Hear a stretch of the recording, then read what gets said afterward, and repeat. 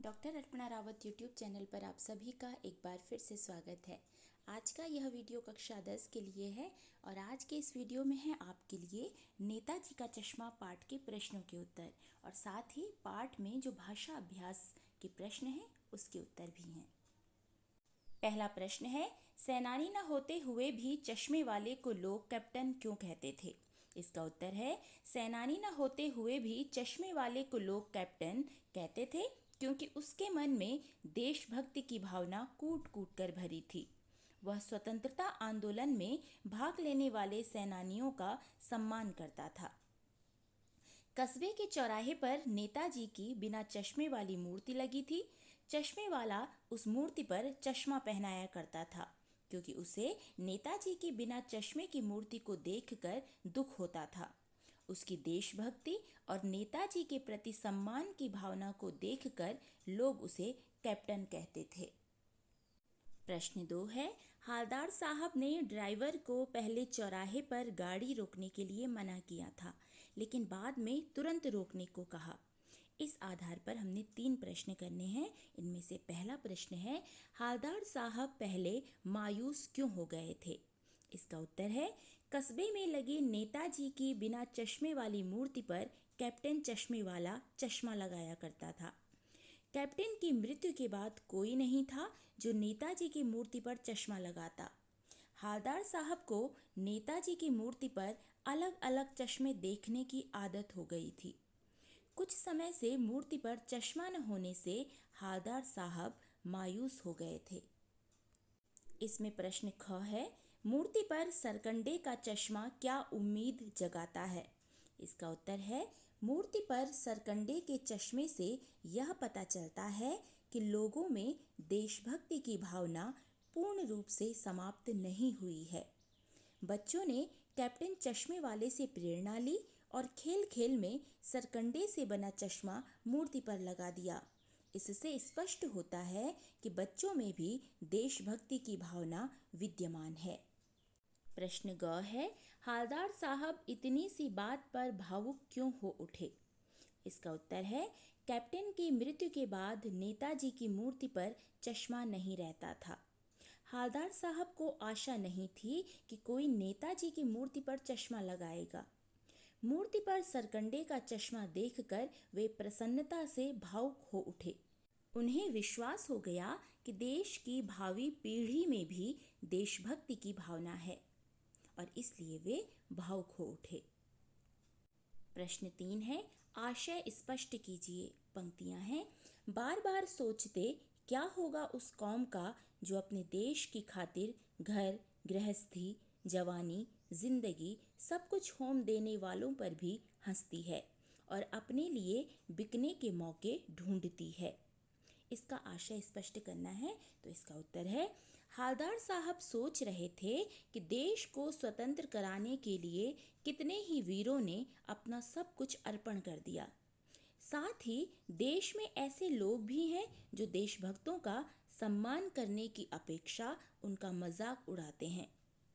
हालदार साहब चिंतित हैं कि ऐसे देश का भविष्य कैसा होगा जहां लोगों के लिए अपना देश नहीं बल्कि स्वार्थ महत्वपूर्ण है, अर्थात लोग केवल अपने स्वार्थ के विषय में सोचते हैं, देश के विषय में नहीं। प्रश्न संख्या 4 है, पान वाले का एक रेखा चित्र प्रस्तुत कीजिए, अर्थात पान वाला दिखने में कैसा था, उसका डील डॉल कैसा था। इसका उत्तर है, पान वाला काला, मोटा और प्रसन्न चित्त व्यक्ति था। मोटापे के कारण उसकी तोंद लटक गई थी। वह स्वयं भी पान खाता रहता था, इसलिए उसके दांत लाल काले हो गए थे। पान वाला कैप्टन चश्मे वाले का मजाक उड़ाता था, परंतु उसकी मृत्यु का समाचार सुनाते हुए वह भावुक हो गया था। इससे पता चलता है कि वह संवेदनशील भी था। प्रश्न 5 है, वो लंगड़ा क्या जाएगा फौज में? पागल है पागल। कैप्टन के प्रति पान वाले की इस टिप्पणी पर अपनी प्रतिक्रिया लिखिए। इसका उत्तर है, हालदार साहब ने पान वाले से पूछा कि क्या कैप्टन नेताजी का साथी था या आज़ाद हिंद फौज का सिपाही था। पान वाले ने जवाब दिया, वो लंगड़ा क्या जाएगा फौज में, पागल है पागल। कैप्टन चश्मे वाले के लिए पान वाले की यह टिप्पणी हमें दुखी करती है। संपूर्ण देशवासियों को देशभक्तों का सम्मान करना चाहिए। कैप्टन शारीरिक रूप से कमजोर, वृद्ध और अपंग होने के बाद भी नेताजी की मूर्ति पर चश्मा लगाकर उनका सम्मान करता था। पानवाले के मन में कैप्टन के प्रति सम्मान की भावना होनी चाहिए, परंतु पानवाले के इन शब्दों से चश्मे वाले के प्रति अपमान व संवेदनहीनता प्रकट हो रही है। भाषा अध्ययन में पहला प्रश्न है, निम्नलिखित वाक्यों से निपात छांटिए और उनसे नए वाक्य बनाइए। इसमें पहला वाक्य है, नगर पालिका थी तो कुछ न कुछ करती भी रहती थी। इसमें निपात है तो पहला वाक्य है, मैं तो कल गांव जा रही हूँ, तुम्हें भी चलना है तो चलो। तो इसमें दो निपात थे, तो और भी, और उसका हमने अगले वाक्य में प्रयोग किया है। ख है, किसी स्थानीय कलाकार को ही अवसर देने का निर्णय किया गया होगा। इसमें निपात है ही, और मैंने वाक्य बनाया, विद्यालय के कार्यक्रम में मुझे ही आमंत्रित किया गया था। ग वाक्य है, यानी चश्मा तो था लेकिन संगमरमर का नहीं था। इसमें निपात है तो वाक्य बना है, कल शाम तुम्हारे घर आया तो था पर तुम घर में नहीं थे। घ है, हालदार साहब अब भी नहीं समझ पाए। इसमें निपात है भी, तो इसका वाक्य बना है, तुम्हारे कारण कल मुझे भी डांट पड़ी। ग है पांचवा वाक्य, 2 साल तक हालदार साहब अपने काम के सिलसिले में उस कस्बे से गुजरते रहे। तो यहाँ निपात है तक, तो इसका वाक्य बना है, आज सुबह तक बारिश होती रही। संभवतः आप लोगों को पता होगा कि निपात किसे कहते हैं। यदि नहीं पता तो ध्यान से सुनिए। निपात वे अव्यय होते हैं जो वाक्य में जोर देते हैं। किसी बात को हमें जोर लगा के कहना होता है तो वहाँ निपात का प्रयोग किया जाता है। जैसे मैं भी जाऊँगा, मैं ही खाऊँगा, तुम तो गए थे। ठीक है, तो ये होते हैं निपात। प्रश्न संख्या 13 है, निम्नलिखित वाक्यों को कर्मवाच्य में बदलिए। ये जो वाक्य हैं ये कर्तरी वाच्य में है और इन्हें हमें कर्मवाच्य में बदलना है। इसमें पहला वाक्य है, वह अपनी छोटी सी दुकान में उपलब्ध गिने चुने फ्रेमों में से नेताजी की मूर्ति पर फिट कर देता है।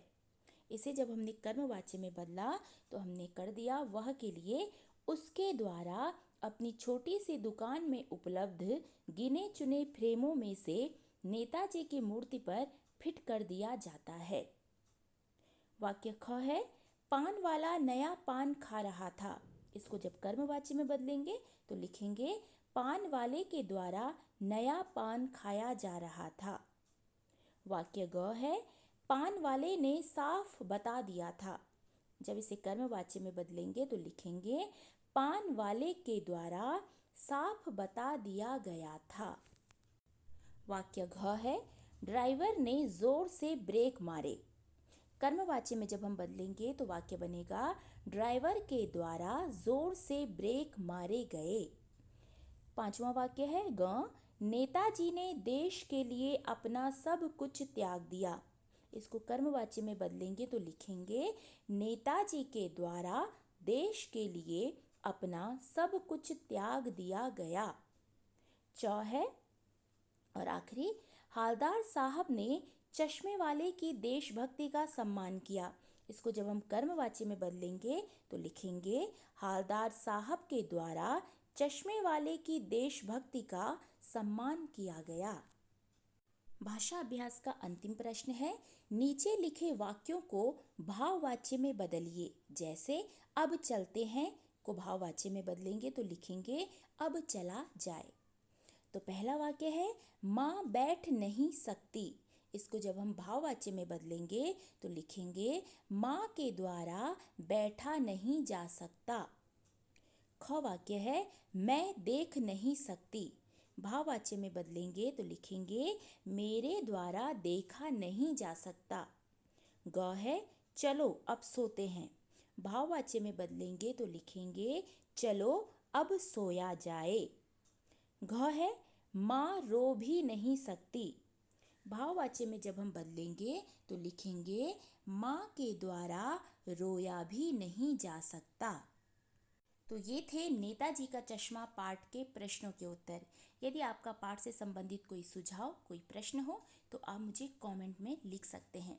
और यदि आप कोई वीडियो बनवाना चाहें तो भी कमेंट में लिख सकते हैं। वीडियो में अंत तक बने रहने के लिए हार्दिक धन्यवाद।